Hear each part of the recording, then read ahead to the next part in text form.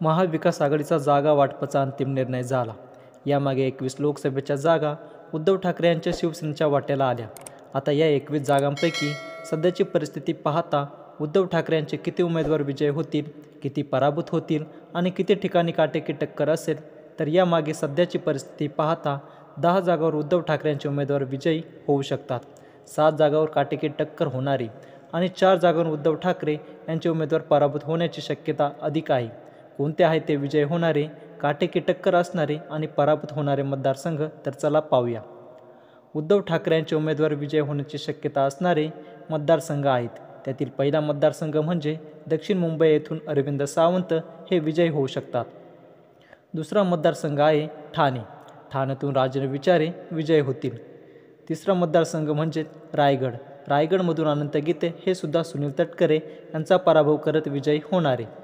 4 रत्नागिरी सिंधुदुर्गमध्ये विनायक राऊत यांच्या विरोधात भले नारायण राणे असले तरी विनायक राऊत हे विजयी होण्याची शक्यता अधिक आहे। 5 संभाजीनगरमध्ये चंद्रकांत खैरे हे विजयी होण्याची शक्यता आहे। भलेही संभाजीनगरमध्ये कितीही बंडखोरी झाली तरी यावेळेस चंद्रकांत खैरे यांच्या गळ्यात विजयाची माळ पडण्याची शक्यता आहे। 6 नाशिकमधून राजाभाऊ वाजे हे विजयी होण्याची शक्यता आहे। शिंदे आणि भाजपाच्या भांडणात वाजेंचा फायदा होणार आहे, बंडखोरीमुळे वाजे हे जिंकू शकतात। 7 शिर्डीमध्ये महायुतीच्या बंडखोरीमुळे भाऊसाहेब वागचौरे यांच्या गळ्यात विजयाची माळ पडेल।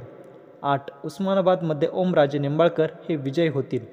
9 यवतमाळ वाशिममध्ये शिंदेने उमेदवार बदलल्यानं संजय देशमुखांचा विजय होईल आणि 10 बुलढाणा मतदारसंघात प्राध्यापक नरेंद्र खेडेकर उमेदवारांचा भाऊ गर्दीमध्ये त्यांच्या विजयाची शक्यता अधिक आहे। तर काटेकी टक्कर होणारे 7 मतदारसंघ आहे।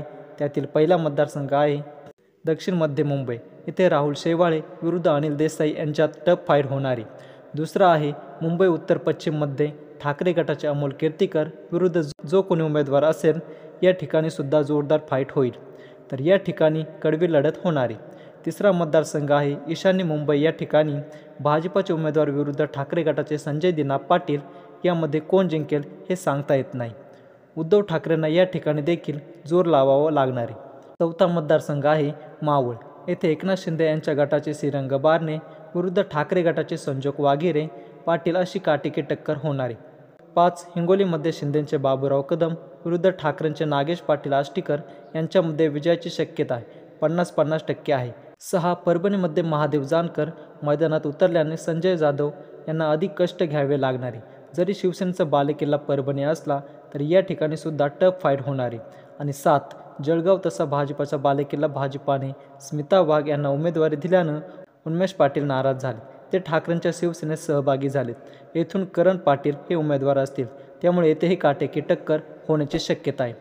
भाजपासाठी ही लढत सोपी नसेल। तर ठाकरेंची परिस्थिती पाहता पालघर, कल्याण, सांगली, हातकणंगले या 4 मतदारसंघात पराभव होण्याची शक्यता अधिक आहे। अर्थात हा उमेदवार घोषित झाल्यामुळे वरचा प्राथमिक अंदाज आहे। महाराष्ट्रात 5 टप्प्यात मतदान होते, त्यामुळे अजून बराच अवधी आहे।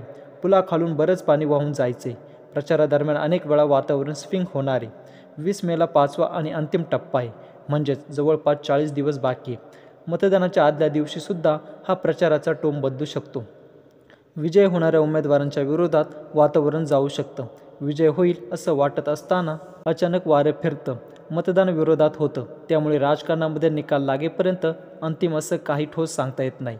मात्र अनेक जण अंदाज वर्तवतात, कारण सध्याचं राजकारणाचं वातावरण हे क्रिकेटपेक्षाही अनिश्चिततेचा खेळ हा अधिक झाला आहे। हा आपल्या चॅनेलला वातावरणाचा अंदाज घेऊन मतदारसंघातील राजकीय अभ्यासाबद्दल चर्चा करून काढलेला प्राथमिक अंदाज आहे। तुम्हाला काय वाटतंय? तुमचा अंदाज काय आहे? कमेंटमध्ये नक्की सांगा आणि बघत राहा 20 मराठी।